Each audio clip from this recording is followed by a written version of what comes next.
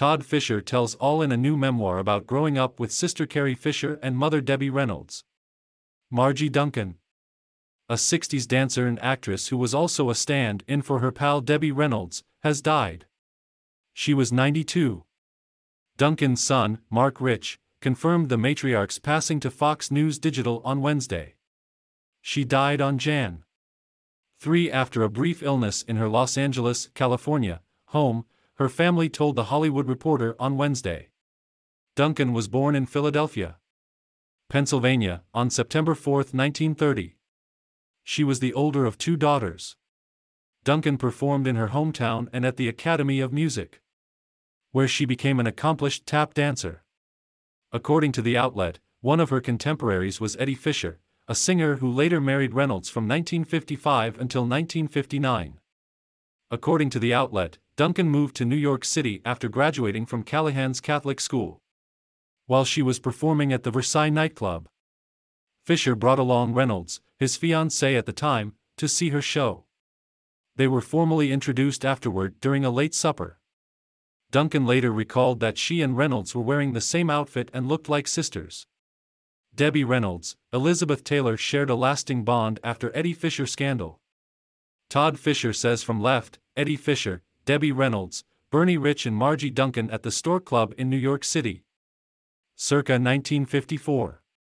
The meeting led to a decades-long friendship between the women. Courtesy of Mark Rich, Duncan married Fisher's best friend from high school, Bernie Rich, the same year Fisher and Reynolds said, "I do." Duncan and Rich welcomed their firstborn, a son named Michael, in 1956.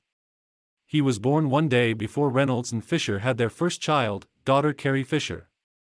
The outlet noted that the women were pregnant at the same time again in 1958 and had their second kids within a 3-week span. Duncan and Rich divorced in 1968.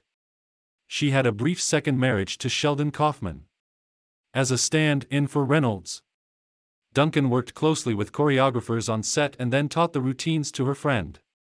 She served as a stand-in for 1961's The Second Time Around, 1964's The Unsinkable Molly Brown and 1966's The Singing Nun, which all starred Reynolds. The women collaborated in other ways. The outlet shared that during the late 1970s, Reynolds called upon Duncan when she wanted to create a space for professional dancers to rehearse. Duncan transformed a building in North Hollywood into a studio while Reynolds was on the road. Click here to sign up for the entertainment newsletter. Margie Duncan and Debbie Reynolds remained close friends until Reynolds' death in 2016. Courtesy of Mark Rich, Duncan ran DR Studios, where Michael Jackson famously rehearsed Thriller. For more than 3 decades, stars like Madonna, Bette Midler and Margaret visited the studio to work on their routines. Reynolds passed away in 2016, one day after her daughter Carrie. She was 84.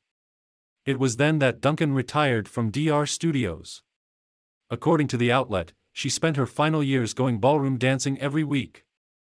Margie Duncan stayed active by taking exercise classes and going ballroom dancing. Courtesy of Mark Rich, Jolie Fisher gets candid. On forgiving late dad Eddie Fisher, "I adored him." Duncan is survived by her sons Michael and Mark, a daughter named Elisa, a sister named Joan, as well as her grandchildren Evelyn, Tony and Gina. Stephanie Nolasco covers entertainment at foxnews.com.